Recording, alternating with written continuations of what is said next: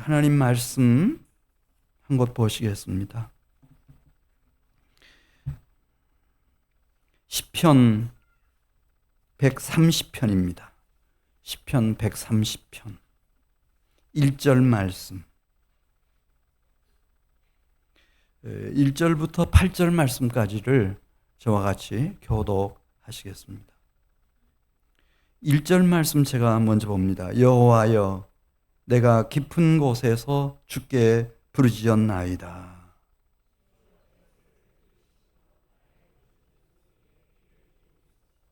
여호와여, 주께서 죄악을 지켜보실진데 주여 누가 서리이까?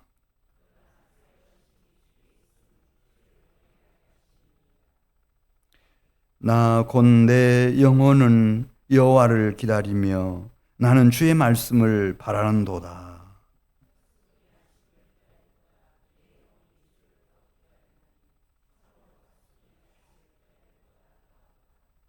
이스라엘아, 여호와를 바랄지어다. 여호와께서는 인자하심과 풍성한 속량이 있음이라.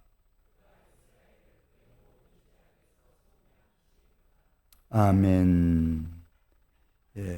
오늘 1절 말씀, 여호와여, 내가 깊은 곳에서 주께 부르짖었나이다. 여기 깊은 곳이라고 하는 것은 이제 곤경을 지금 말하는 겁니다. 이 세상 사람들은 사업에 실패했습니다. 이제 그 여파로 몸이 병들었습니다. 그리고 모든 사람들로부터 버림을 받았습니다. 곤경입니다. 곤경.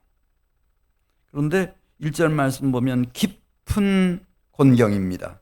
내가 깊은 곳에 지금 처해 있습니다. 이것은 하나님의 백성들에게는 실패했을 뿐만 아니라 병들었을 뿐만 아니라 내가 버림받았을 뿐만 아니라 깊은 공경이라고 하는 것은 거기 죄까지 나를 덮어버린 상태를 말합니다. 그래서 이 시편 130편은 시편 150편에 등장하는 회개의 시편 7시편이 있는데, 참회의 시편 7시편이 있는데 그 중에 6번째 시편입니다. 참회의 시편 6번째 시편입니다. 이렇게 되면은 헤어나올 수가 없습니다. 이 세상 사람들은 완전히 폭망해 버렸죠. 병이 깊어질 대로 깊어졌죠. 모든 사람들로부터 버림받았죠. 게다가 여기 깊은 공경에 지금 처한 거예요. 영적인 이 죄악으로 말미암은 큰 죄에 빠져 있는 겁니다. 끝나는 거죠. 끝나는 겁니다. 왜냐하면 이 사탄 마귀가 악령과 귀신들이 가만두지 않을 겁니다. 숨도 못 쉬게 만들 겁니다. 끝나버릴 겁니다. 그런데 어떻게 우리 신앙의 선배들은 거기서부터 다시 일어났는지를 지금 보여주는 겁니다. 1절 말씀을 다시 읽습니다. 시작. 여호와여, 내가 깊은 곳에서 주께 부르짖었나이다. 내가 망한 자리에서, 내가 병든 자리에서, 완전히 버림받은 자리에서, 죄악 중에서 내가 지금 비웃음과 조롱거리가 된 그 자리에서, 그 깊은 공경에서 내가 여호와께 부르짖었나이다. 할렐루야. 이겁니다. 여호와께 부르짖는 겁니다. 생명을 걸고 여호와께 부르짖는 겁니다. 그래서 나로부터 내 부르짖는 소리가 하늘에 올려지도록, 하늘 아버지의 귀에 다 들려지도록 그렇게 하는 겁니다. 우리 2절 말씀을 같이 읽습니다. 주여, 내 소리를 들으시며 나의 부르짖는 소리에 귀를 기울이소서. 깊은 공경에서부터 부르짖는 겁니다. 누구에게 부르짖나? 여호와 하나님께 부르짖는 겁니다. 그 부르짖음의 소리를 올려드리는 겁니다. 하나님 앞에까지 다 올려드리는 겁니다. 그러면서 가장 진실한 고백 3절에 나옵니다. 3절. 하나님을 찾고 경유하는 사람들이 마침내 토설해내는 가장 진실한 기도. 하나님 앞에 부르짖고 내 소리로 부르짖어 기도하다 보면은 어디까지 들어가나? 깊은 공경에 빠진 사람들은 3절에 있는 말씀 보면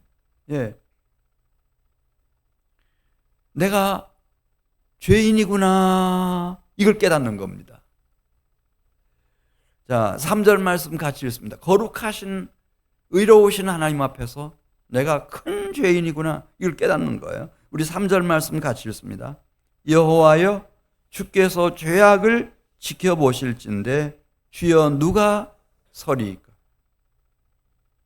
하나님 앞에 가까이 가면 갈수록 나의 이 허물과 억만 죄악이 다 드러나는 겁니다.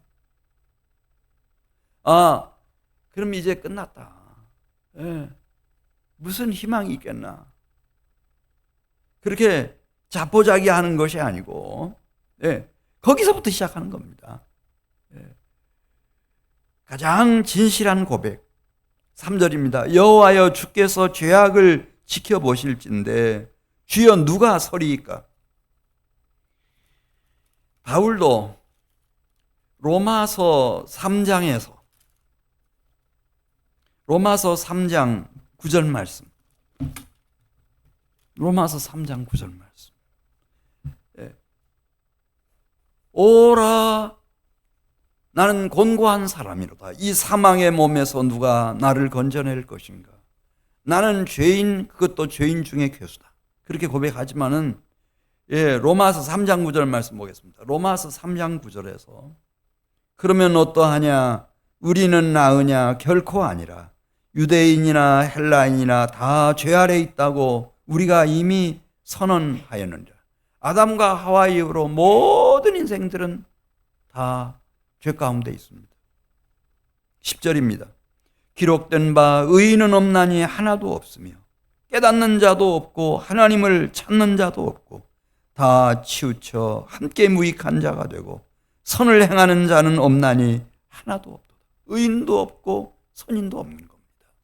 죄 없는 사람이 하나도 없는 겁니다. 이걸 깨닫습니다.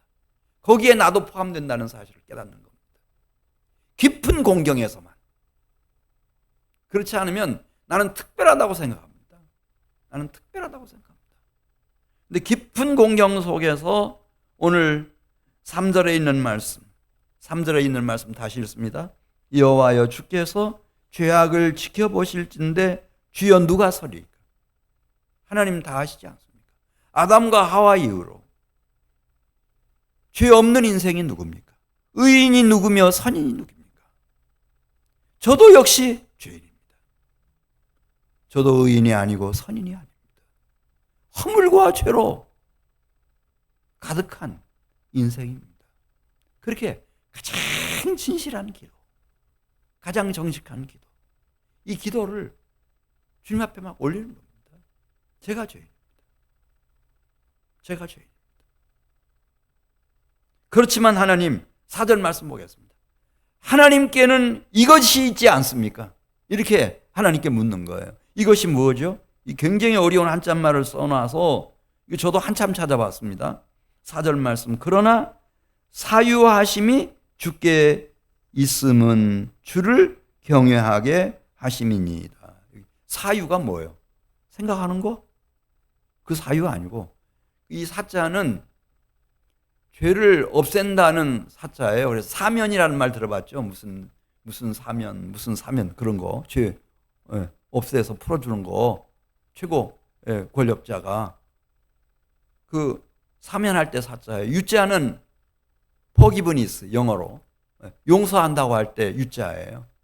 그래서 사유라는 말은 하나님에게는 진정한 모든 허물과 죄악을 깨끗하게 도말하시고 없애주시고 기억지도 아니하실 그런 권세를 가지고 계셔요.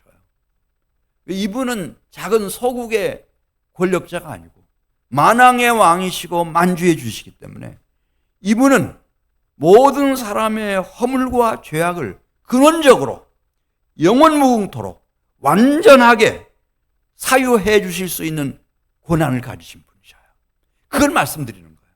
하나님, 저도 특별한 줄 알았습니다. 어릴 때부터 엘리트라는 말 듣고 저 특별한 줄 알았습니다. 그런데 지금 와보니 나도 선인이 아닙니다. 의인이 아닙니다. 실수투성이고 헛물과 죄악으로 관영한 인생입니다. 저 죄인입니다. 네. 다 말씀드리고, 네. 진실하게 다 말씀드리고, 그러나 하나님께는 무엇이 있지 않습니까? 사유하심. 하나님께는 사유하심의 은혜, 사유하심의 권세가 있지 않습니까? 저 그것을 바라봅니다. 주님의 용서하심, 주님의 용서하심, 주님의 용서하심, 그것을 저는 바라봅니다. 그래서 하나님을 놓지 않는 겁니다. 하나님만이 나를 용서하실 수 있습니다. 나를 깨끗하게 하실 수 있습니다. 의롭게 하실 수 있습니다. 거룩하고 온전하게 하실 수 있습니다.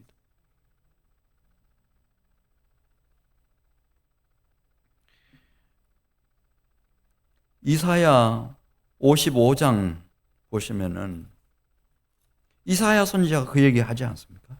이사야 55장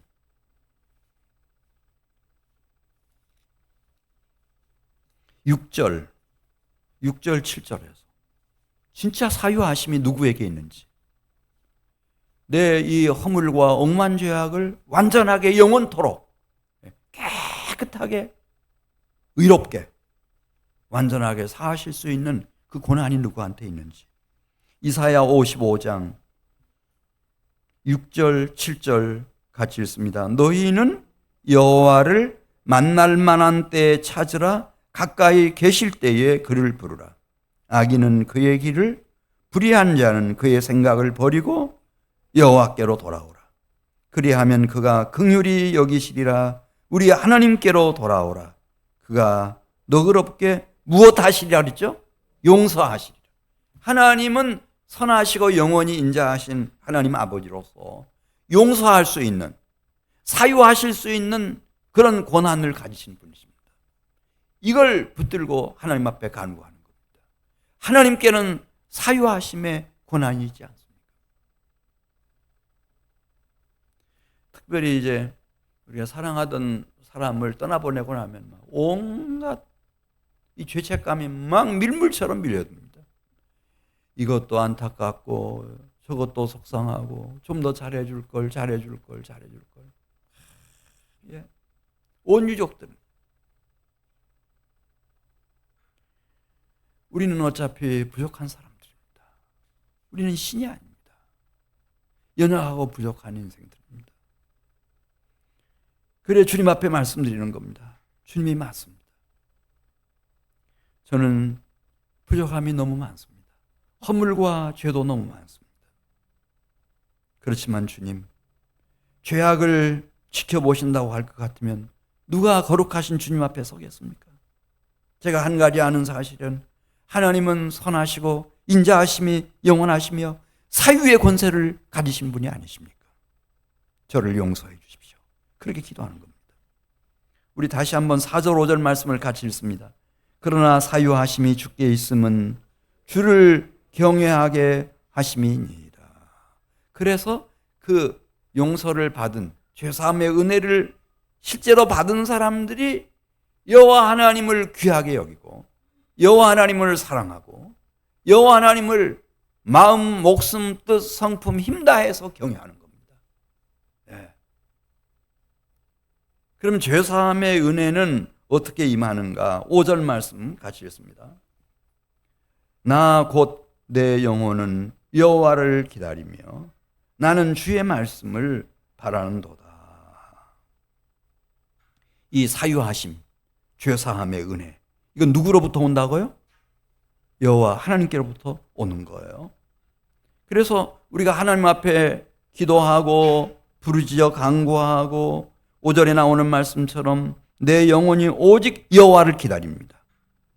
주님이 용서의 말씀을 나에게 들려주시도록, 그러면은 이사야 선지자에게 그렇게 말씀하셨어요. 예, 이사야가 하늘이 열리면서 영광의 보좌를 봤습니다. 거기서 탄식합니다. 오라,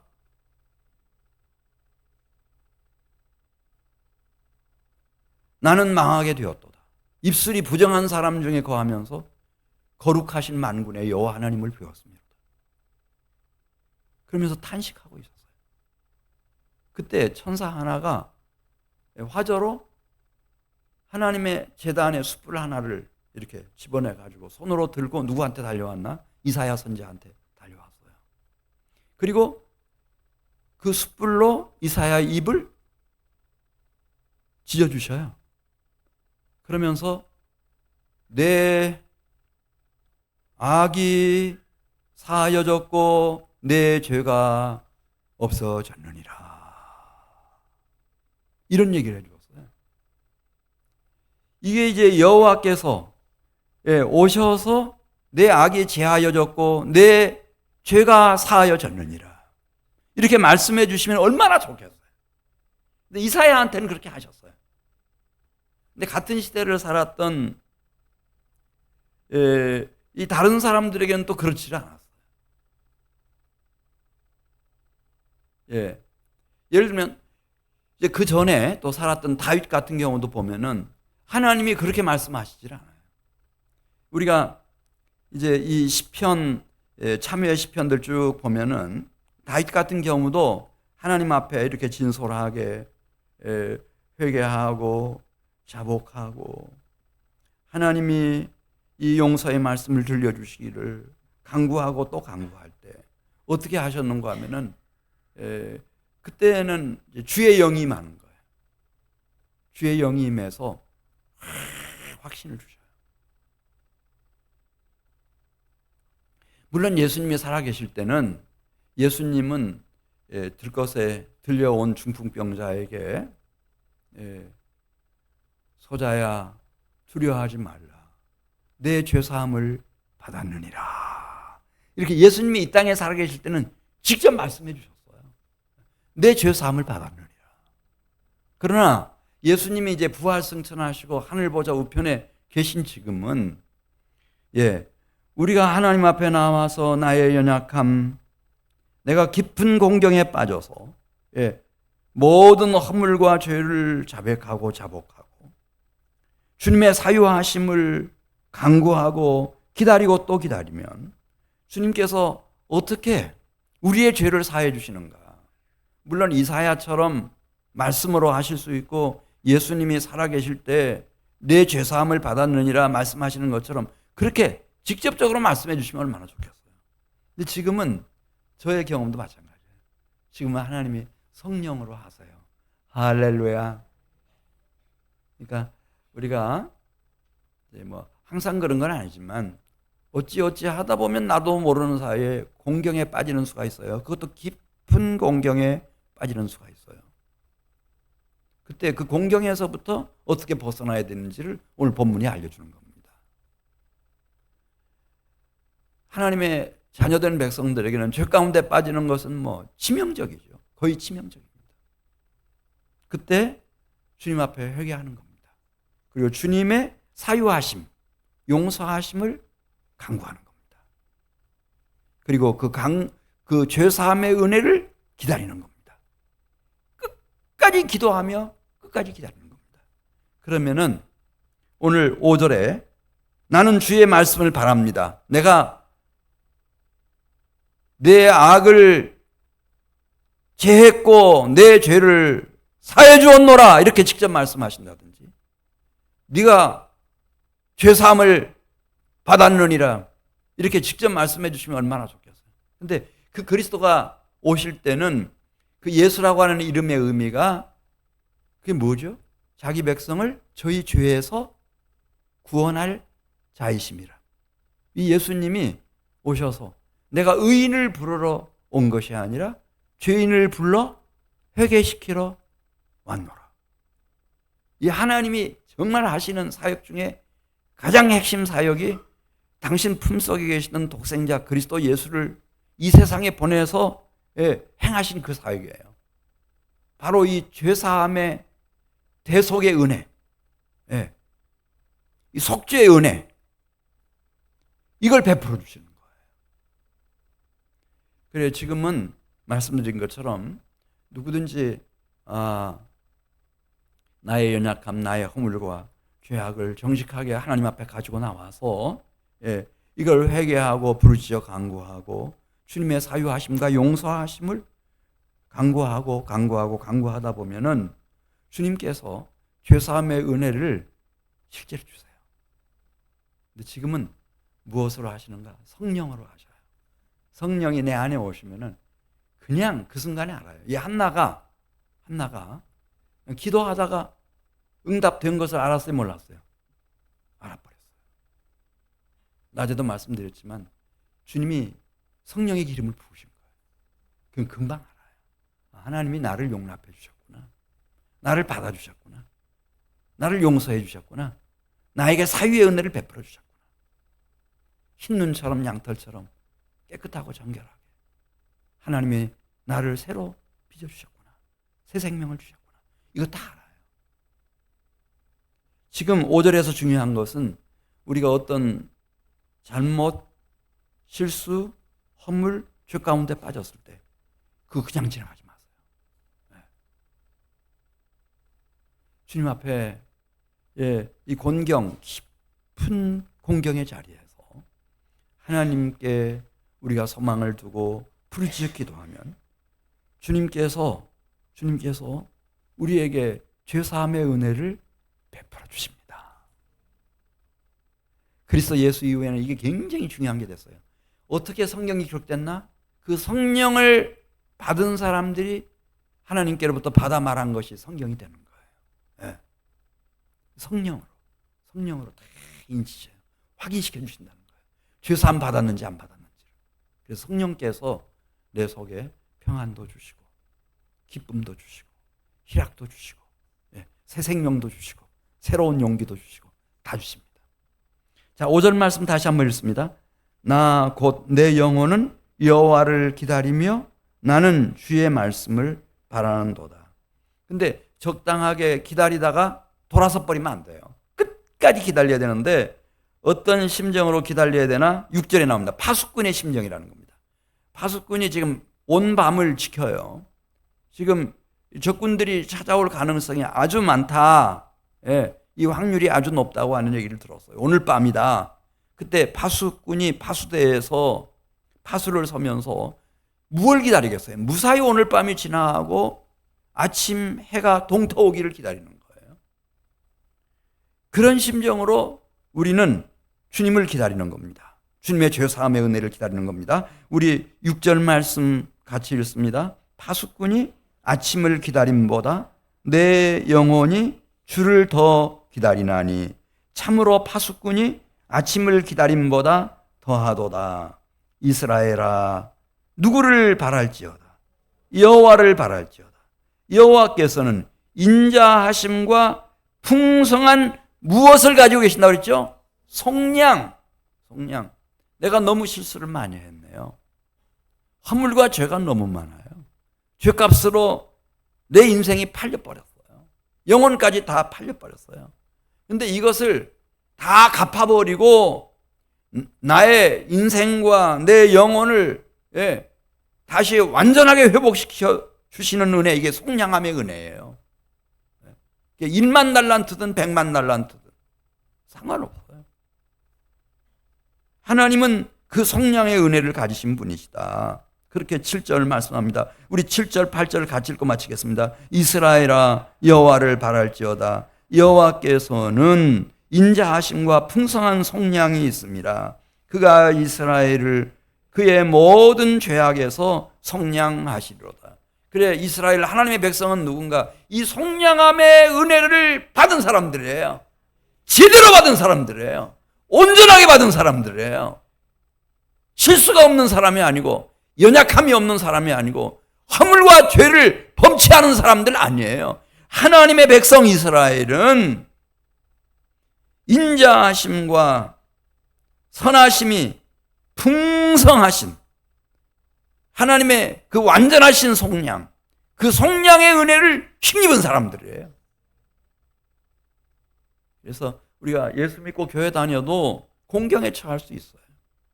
깊은 공경에 처할 수 있겠습니다. 거기서 망하고 죽고 끝나버리는 것이 하나님의 백성들이 아니고, 하나님의 백성들은 바로 거기서부터 시작하는 거예요. 하나님, 제가 사랑했던 남편을 하나님께서 데려가셨습니다. 저는 이곳에 이제 혼자 남았습니다. 그러나 저는 영원한 신랑이신 그리스도 예수의 신부로 남아있는 겁니다. 여기서부터 시작하겠습니다. 여기서부터 시작하는 겁니다. 그리고 마침내 하나님의 사유하심의 은혜, 속량의 큰 은혜, 그 은혜를 받고 또 하나님의 행하시는 크고 놀라운 일들을 남은 생애를 통해서 드러내고 또 그런 가정과 가문을 세워가는 겁니다. 하나님이 큰 영광 받으실 줄로 믿습니다. 특별히 남편 먼저 떠나보내고 어려운 시간을 지금 보내고 있는데 그냥 담임 목사 부탁이라고 그냥 순종해서 어려운 간증 들려주셔서 감사합니다. 그러나 저는 너무 큰 도전을 오늘 밤에 받았습니다. 성도들도 마찬가지라고 생각합니다. 고맙습니다. 우리 같이 기도드리겠습니다. 하나님 아버지 감사합니다. 우리 김승희 전사님의 간증을 통해서 하나님 영광 받으신 줄로 믿습니다. 특별히 남은 생애를 주님께서 책임져 주시고 자녀들을, 자손들을 복 주셔서 하나님이 베푸시는 은혜가 얼마나 크고 놀라운지 온 교회가 함께 보며 하나님을 찬양하고 하나님 앞에 영광을 돌리게 해 주시옵소서. 우리 김 전사님 사랑하는 귀한 자녀들 힘들지 않도록 하나님의 위로와 하나님 나라의 소망으로 주님께서 이 가정을 지켜주시고 주께서 친히 우편에서 주님이 도우심의 그늘이 되어 주시옵소서. 우리 사랑하는 성도들 살아가다가 깊은 공경 속에 처할지라도 거기서 낭망하는 사람 한 사람도 없게 해주시옵시고 하나님과의 더 깊은 관계 그리고 하나님의 더 크고 위대한 역사를 시작하고 세워가는 종들이 되게 해주시옵소서. 예수님의 이름으로 기도드리옵나이다. 아멘. 우리 주신 말씀